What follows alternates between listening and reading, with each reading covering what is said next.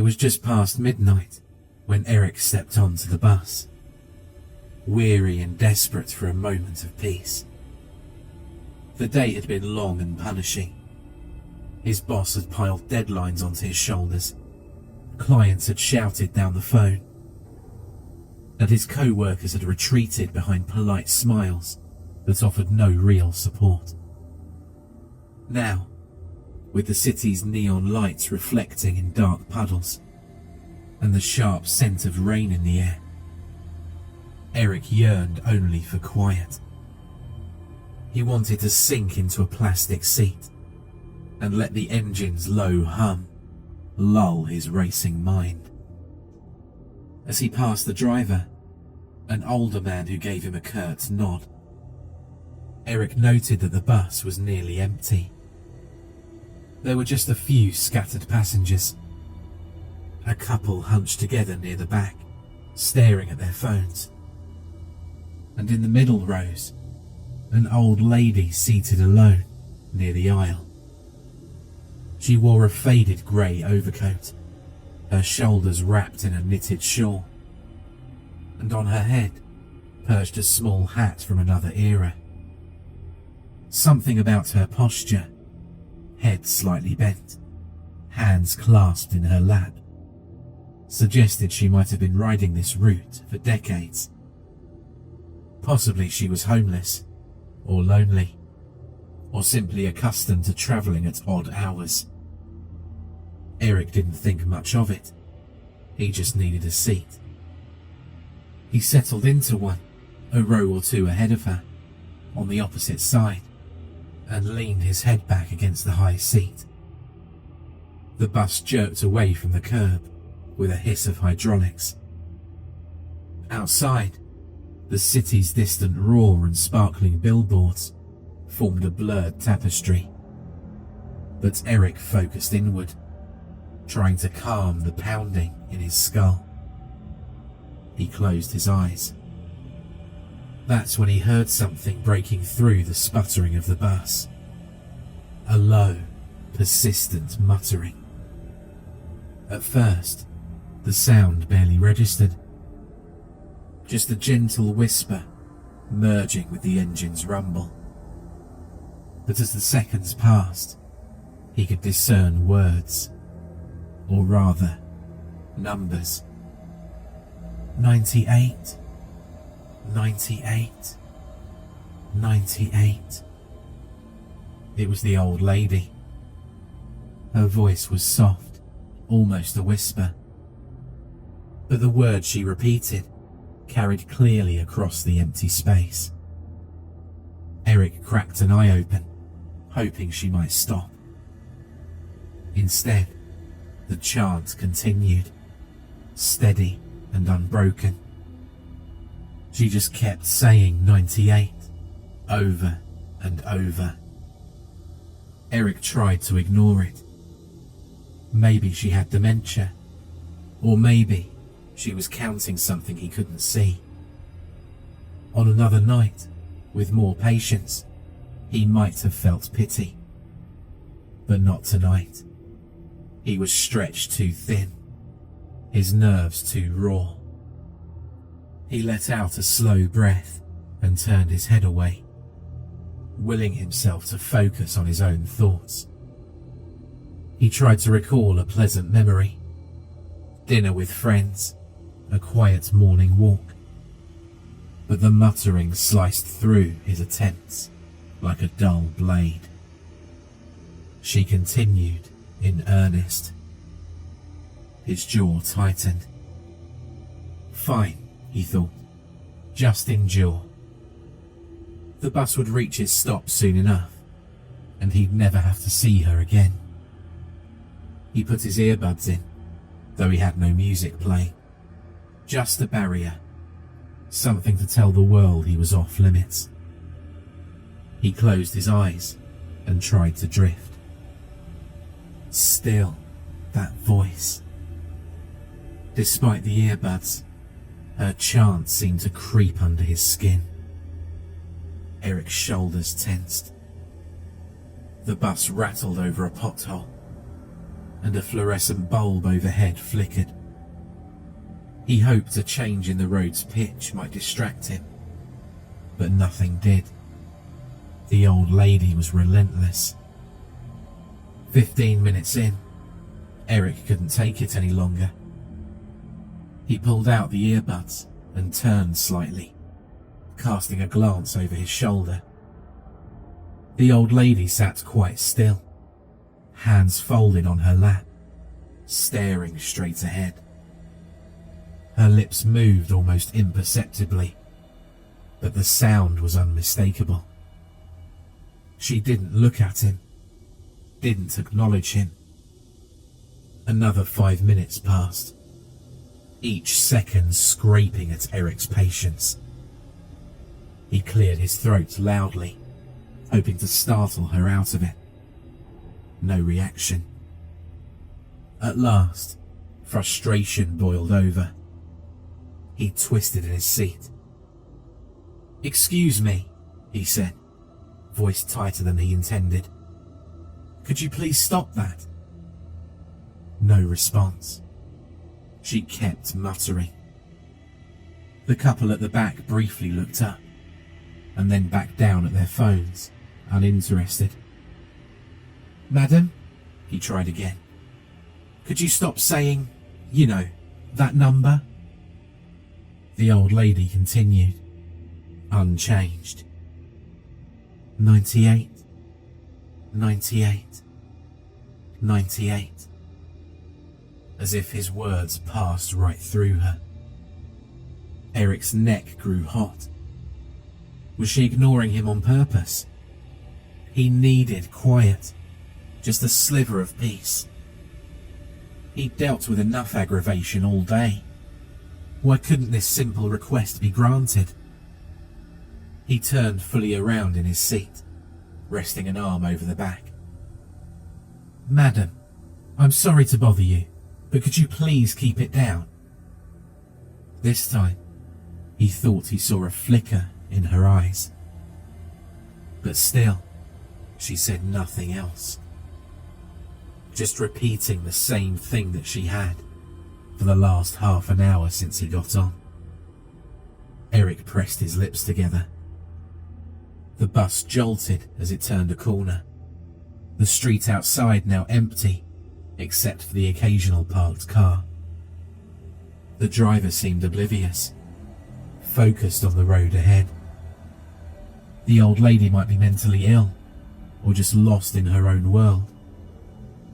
He tried to summon some empathy, but his head ached, and he felt raw and exposed from the day's trials. "Why are you saying that?" he demanded. He kept his voice low but firm. "What does 98 mean?" No answer. Her voice barely shifted, as if she was a broken record stuck on the same groove. "Fine," Eric hissed to himself, turning back around. He rubbed his temples. This was ridiculous. He'd get off at the next stop, walk the rest of the way if he had to. Anything to escape this unnerving repetition. The bus slowed at a red light. The silence of the city at night pressed in. Eric tapped his foot, anxious now. He should be close to his stop, but it felt as if the bus was slowing down, dragging time out.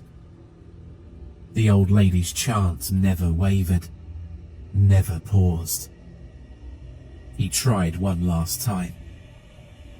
"Look, ma'am, I had a terrible day. Could you please just..." He clenched his fists. She gave no sign she heard him. It was infuriating, like shouting at a wall. "Stop it!" he burst out, louder than intended. His voice echoed in the quiet bus. The couple at the back looked up again, frowning. The old lady's chant continued. That was it. Eric stood up, ignoring the lurch in his stomach, and staggered down the aisle towards the driver's seat, The bus rumbled forward as the light turned green. "Driver," Eric said, trying to keep his tone even. "I need to get off at the next stop." The driver, a weary man with heavy-lidded eyes, nodded but said nothing. It was just another midnight shift for him. Eric returned to his seat, but couldn't bring himself to sit down again. He hovered there, staring at the old lady, anger building. He knew it was irrational. She wasn't hurting him. But the repetition had wormed into his brain, and now it represented everything that was wrong with his life.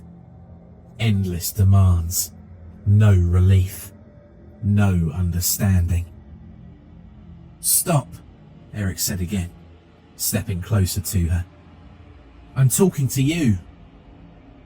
She didn't flinch, didn't even glance his way. Just that maddening drone. The bus slowed, pulling towards a curb. The next stop, finally. Eric grabbed the overhead rail to steady himself. The door hissed open, letting in a cool breath of night air. He moved towards it, his heart pounding. He'd escape this madness, get some fresh air, maybe walk off the frustration. But at the threshold, something in him snapped. Maybe it was the knowledge that he'd never know what 98 meant, or that he was forced out of his route by a stranger's bizarre behaviour. Maybe the stress of the day had finally broken him. He turned one last time to the old lady, raising his voice. "I don't know what your deal is," he shouted, voice echoing in the stillness. "But you're driving me crazy. Why 98? Why?" She continued, as if he was invisible. 98, 98, 98. Her voice just as calm, just as steady. With a snarl of frustration, Eric stepped off the bus onto the darkened street. The doors hissed closed behind him, and he stepped forward, intending to make a dramatic gesture, maybe to shout one final time through the window. But as he whirled around to yell, he took one step too far off the curb, his attention solely on the old lady. Headlights flared in the corner of his vision, and a horn blared, shrill and frantic. He had time to gasp, maybe half a second of horror, before the car struck him full on. The impact was brutal, instantaneous. Eric's body was thrown backward, landing hard on the pavement. The driver screeched to a stop, but it was too late. In the bus, the old lady's voice finally ceased. The few passengers scrambled to the windows, horrified by what they saw. Outside, under a flickering streetlight, Eric lay unmoving. A small crowd would gather soon. Sirens would wail, and bystanders would murmur in shock and pity. Inside the bus, however, the old lady did not rise to look. She simply shifted in her seat, straightened her coat's collar, and began to mutter again. But this time, her voice carried a different number. Her lips moved slowly, enunciating with care. 99, 99, 99. Her tone was almost satisfied, as though she'd counted correctly and reached a new tally. The driver, stunned, hadn't started the bus again. The other passengers were glued to the windows. No one noticed how the old lady's eyes, shadowed beneath the brim of her hat, gleamed with quiet knowing. Outside, on the street, the city continued its endless churn. A life had been snuffed out. An innocent passerby had crossed the line at the wrong moment. People would say later he was distraught, that he was shouting at someone invisible. The driver would recall the old lady, but wouldn't remember her face clearly. Just that chant. The passengers would shuffle off at their stops, shaken, trying to forget the night's horror. But the old lady didn't do anything. It was just a horrible accident, the others would say. And as the bus eventually pulled away, vanishing down a darkened road, the old lady remained seated, muttering softly to herself. Her voice faded with the engine's hum, leaving only the echo of that new number trailing after her. No one would know what it meant. No one would ever discover how many times she'd done this, or why. But she would keep counting, quietly, relentlessly, marking each life with a whispered tally. Her voice drifting through midnight streets, waiting for the next unwitting soul who dared to demand an answer.